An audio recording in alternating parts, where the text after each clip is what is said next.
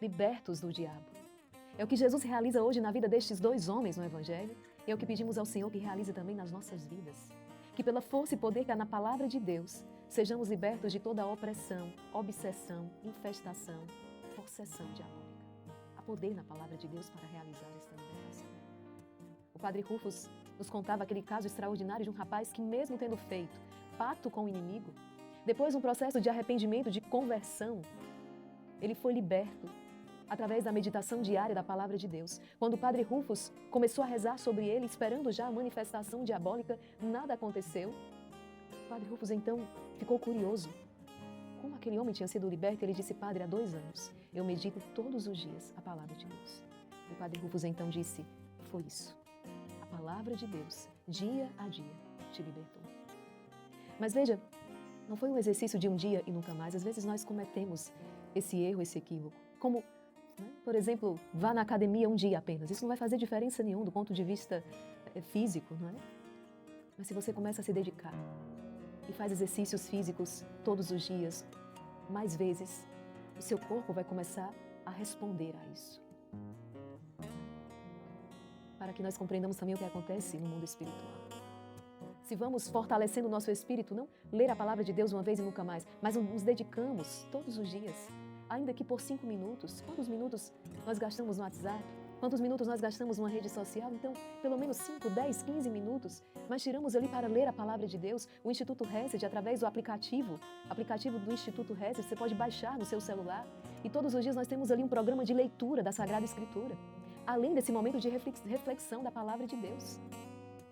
Porque nós temos essa consciência, a poder da palavra de Deus para libertar de todo mal. Esses homens, então, são libertos por Jesus. Veja, o sofrimento destes homens, eles estão possessos. As pessoas nem sequer passam por aquele lugar porque tamanha a violência do inimigo através naqueles homens. E Jesus, cheio de compaixão, vai ao encontro deles e liberta esses homens desta possessão, traz de volta a liberdade dos filhos de Deus.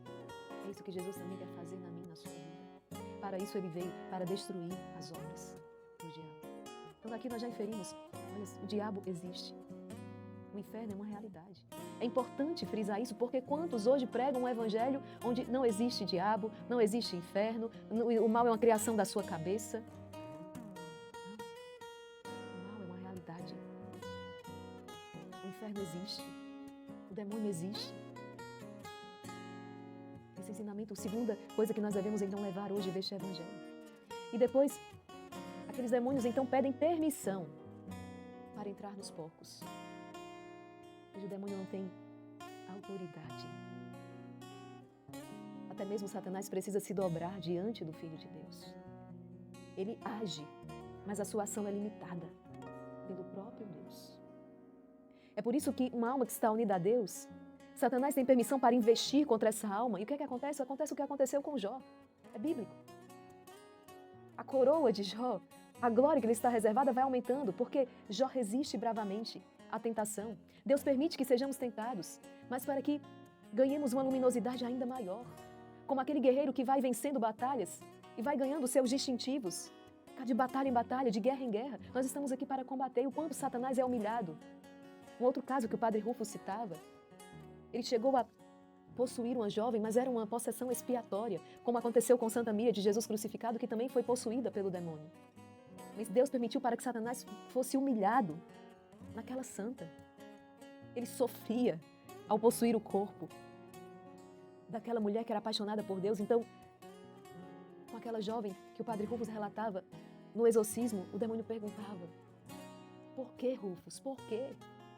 Porque mesmo com toda a sua maldade, mas aquela jovem continuava fazendo as obras de caridade, continuava indo à Santa Missa para receber Jesus Eucarístico, buscavam a vida na graça, e Satanás era humilhado, e ele não entendia por quê, Rufus, por quê? Mas é claro que quando Satanás então investe contra uma alma que está fora da comunhão com Deus, ele tripudia, ele leva ao desespero, porque ele é um anjo decaído, sim, mas por natureza é mais forte, é mais inteligente. E nós, sozinhos por nós mesmos, não conseguimos enfrentá-lo e vencê-lo. Acontece que, quando estamos unidos a Deus, torna-se então para Ele impossível nos vencer. Por quê? Porque o Espírito Santo é aquele que é o mais forte, porque Deus é incomparavelmente, infinitamente mais. Está aqui, Ele precisa pedir permissão a Jesus para poder entrar nos porcos. E Jesus permite. Ide. E então, Ele entra nos porcos e precipita os porcos no mar e morrem todos. E Jesus permite para mostrar ao homem, é isso que Satanás quer fazer com você. É isso. Ele quer a morte. Mas não a morte física, Ele quer a morte eterna. Como é agradável para o Senhor a morte dos seus santos, dos seus justos, dos seus amigos. Ou seja, aqueles que morrem na graça de Deus. Na verdade, piscam, né? Como disse Santa Teresinha, é um fechar e abrir de olhos para a eternidade. A segunda morte não lhes causará mal algum. O que Satanás quer é a segunda morte, a morte eterna. E ele não veio para outra coisa, senão para matar, roubar e destruir. Ele é um mentiroso desde o princípio. E muitos de nós continuamos caindo nas artimanhas deles porque ficamos esperando que Satanás apareça para nós com o tridente, o chifre, a cauda. Outro dia eu falava sobre isso, mas ele não está, ele não vai aparecer assim. Ele vai aparecer revestido de uma ideia. Ele vai aparecer revestido de um relativismo. Não é bem assim. Não foi isso que Deus quis dizer. A palavra de Deus, a Bíblia, é uma produção de homens. A igreja, quantos escândalos. O padre não é mais do que um homem como qualquer outro. E ele vai. É apenas um jogo de manipulação. E ele vai. Vai minando a fé. Vai relativizando as coisas. Vai nos induzindo a negociar com o mundo. Não existe mais uma verdade absoluta, é a sua verdade, são as suas regras. E aí quando você vê, a casa caiu. A casa caiu. Quem é que nos diz o que é certo e errado? O próprio Deus, o Senhor que nos revelou. Ele é a verdade, Ele diz, eu sou a verdade. É dele que nós aprendemos. E Ele confiou à igreja, então, o ensino. E a igreja, como mãe, nos orienta, nos ensina. É a depositária da verdade. Mas nós vamos construindo uma religião independente. Eu creio num Deus que eu confeccionei. Eu creio num Deus que está ali para fazer as minhas vontades. Isso é igual a entregar-se a Satanás. E outra coisa que nós devemos aprender a partir deste evangelho. Os homens, os animais irracionais, são todos criaturas, mas o homem é a obra-prima de Deus. Foi aquele feito à imagem e semelhança de Deus. E foi constituído sobre toda a criação. E hoje nós vemos uma inversão. O número de animais domésticos cresce, a taxa de natalidade diminui. Outro dia eu li um artigo, uma decisão, autoridades que proibiram crianças de brincar num parque porque uma senhora disse que as crianças perturbavam o seu cachorro. Os animais que estão tomando o lugar do homem, quantos casais não mais, que já estão fechados à vida, não querem filhos, mas criam seus animais como se filhos fossem. E aqui, gente, nós temos animaizinhos no nosso mosteiro, são criaturinhas de Deus. Temos os cachorrinhos, temos papagaio, temos as cabras. Sim, mas nós precisamos colocar cada coisa no seu lugar, não podemos inverter a ordem das coisas. O reino de Deus é um reino de ordem. E por isso eu trago o Catecismo da Igreja Católica, que nos ensina o seguinte, o parágrafo 2418. É contrário à dignidade humana fazer sofrer inutilmente os animais e dispor indiscriminadamente das suas vidas, sim, ok. É igualmente indigno gastar com eles somas que deveriam prioritariamente aliviar a miséria dos homens. E conclui dizendo o seguinte, pode-se amar os animais, mas não deveria desviar-se para eles o afeto só devido às pessoas. Pode-se amar os animais, mas não deve destinar a eles o afeto que é devido às pessoas.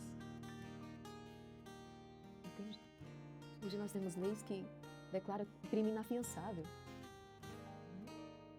Determinadas atitudes contra os animais. Ok? Não está errado. Precisamos preservar, sim. Mas aí nós temos leis que diz que o nascituro, o bebê no ventre da sua mãe, não é mais do que um amontoado de células e por isso pode ser morto. Entende? Você consegue compreender aqui? Que está havendo uma inversão absoluta e nós estamos perdendo a razão e o bom senso. Uma pessoa que está lá não pode quebrar os ovos das tartarugas, quem quebrar tem que ser preso, é um crime inafiançável. Ok. Mas essa mesma pessoa está dizendo, sim, o aborto é um direito. Pode-se matar uma criança, sim, um bebê no ventre da sua mãe, pode. Então, nós percebemos aquilo que muitos já afirmaram, né? Esta é a consequência de se construir um mundo sem Deus. O mundo sempre acaba se voltando contra o homem. Nós seremos, né, o próprio alvo disso. Porque o mundo se volta contra o próprio homem. Então, Jesus poupa aqueles homens, por causa de 2 homens, né? Mas uma vara inteira de porcos então se precipita. É interessante porque os porcos significa exatamente isso, a imundície. Satanás é atraído pela imundície. Que imundície é essa? É a imundície do pecado. Quando estamos na imundície do pecado, nós estamos aliados ao inimigo de Deus. Precisamos sair das trevas, precisamos ir para a luz. Isso é algo que só Jesus pode realizar nas nossas vidas. E pedimos que pela força e poder que há nesta palavra, Ele realize. Ainda uma última lição, né? Por causa, digamos que do prejuízo econômico, aqueles porcos foram mortos. Aqueles habitantes do território decidem então que Jesus deve sair dali, expulsam Jesus do seu território. O dinheiro, a economia, é o Deus. Precisamos também de uma reflexão. Eu sei que tem muitas pessoas preocupadas, inclusive, né? Quando olham para a situação global, mas muitas vezes é uma preocupação unicamente econômica.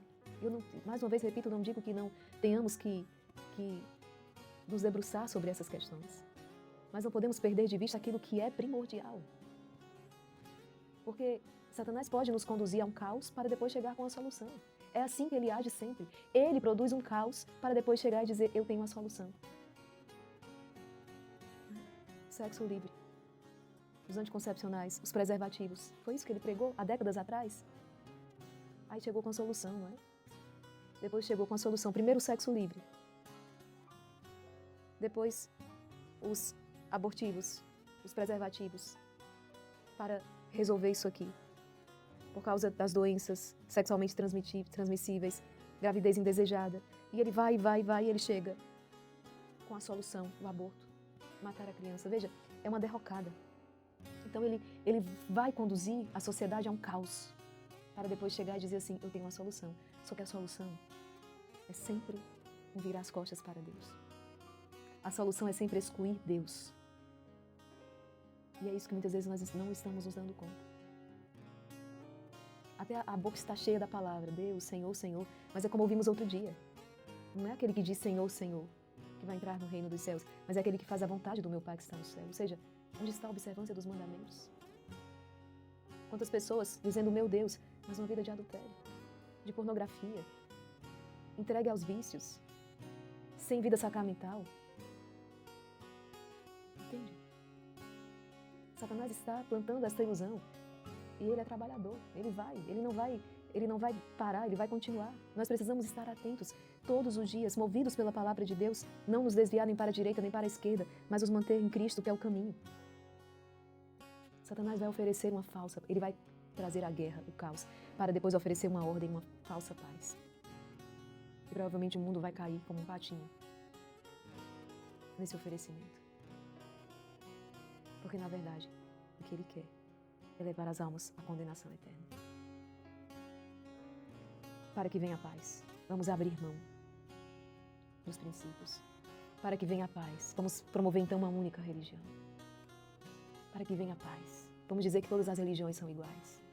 Para que venha a paz, vamos dizer que esse Deus é um só. Para que venha a paz, vamos abrir mão então da Eucaristia. Não passa de um símbolo. Para que venha a paz. Cuidado. Como o Senhor mesmo exorta os seus. Vigiai e orai, para não cairdes em tentação. Vigiai e orai para não cairdes nessa cilada, nessa armadilha. Porque foi para isso que o Senhor veio, para nos libertar das obras do diabo. O cristão é um guerreiro neste mundo, é um combatente. Nós não estamos aqui para negociar com o mundo. Nós estamos aqui para glorificar a Deus. Amar a Deus acima de todas as coisas, amar o próximo como a nós mesmos. Por causa de Deus. Nós estamos no mundo para dar a vida. Por amor a Cristo. Seguir os passos de Cristo, que abraçou a cruz e deu a vida. Nós não estamos aqui para negociar com o mundo. Não estamos aqui para entrar nas trevas do mundo, mas para iluminar esse mundo de trevas com a luz, que é o próprio Cristo, Jesus. Nós vamos incomodar. mas muitos se voltarão. Muitos abraçarão a salvação por causa do seu testemunho. Por isso, não tenhamos medo. Pelo sinal da Santa Cruz, livrai-nos Deus, nosso Senhor, dos nossos inimigos, em nome do Pai, e do Filho e do Espírito Santo. Amém. Vinde, Espírito Santo, vinde por meio da poderosa intercessão do Imaculado Coração de Maria, vossa amadíssima esposa. Evangelho segundo São Mateus, capítulo 8, versículos do 28 ao 34.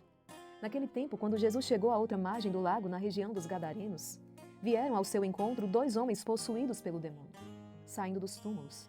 Eram tão violentos que ninguém podia passar por aquele caminho. Eles então gritaram: O que tens a ver conosco, Filho de Deus? Tu vieste aqui para nos atormentar antes do tempo? Ora, a certa distância deles estava pastando uma grande manada de porcos. Os demônios suplicavam-lhe: Se nos expulsas, manda-nos para a manada de porcos. Jesus disse: Ide. Os demônios saíram e foram para os porcos, e logo toda a manada atirou-se monte abaixo para dentro do mar, afogando-se nas águas. Os homens que guardavam os porcos fugiram, indo até a cidade e contaram tudo, inclusive o caso dos possuídos pelo demônio. Então a cidade toda saiu ao encontro de Jesus. Quando viram, pediram-lhe que se retirasse da região deles. Palavra da salvação, glória a vós, Senhor. Recomendemo-nos à Santíssima Virgem, para que guardemos a fé. Pelo poder que lhe concedeu Deus Pai. Ave Maria, cheia de graça, o Senhor é convosco. Bendita sois vós entre as mulheres, e bendito é o fruto do vosso ventre, Jesus. Santa Maria, Mãe de Deus, rogai por nós, pecadores, agora e na hora de nossa morte. Amém. Pela sabedoria que lhe concedeu Deus Filho. Ave Maria, cheia de graça, o Senhor é convosco. Bendita sois vós entre as mulheres, e bendito é o fruto do vosso ventre, Jesus. Santa Maria, Mãe de Deus, rogai por nós, pecadores, agora e na hora de nossa morte. Amém. Pelo amor que lhe concedeu Deus Espírito Santo. Ave Maria, cheia de graça, o Senhor é convosco. Bendita sois vós entre as mulheres, e bendito é o fruto do vosso ventre, Jesus. Santa Maria, Mãe de Deus, rogai por nós, pecadores, agora e na hora de nossa morte. Amém. Rogai por nós, Santa Mãe de Deus, para que sejamos dignos das promessas de Cristo. Em nome do Pai, e do Filho, e do Espírito Santo. Amém. Eu quero convidar você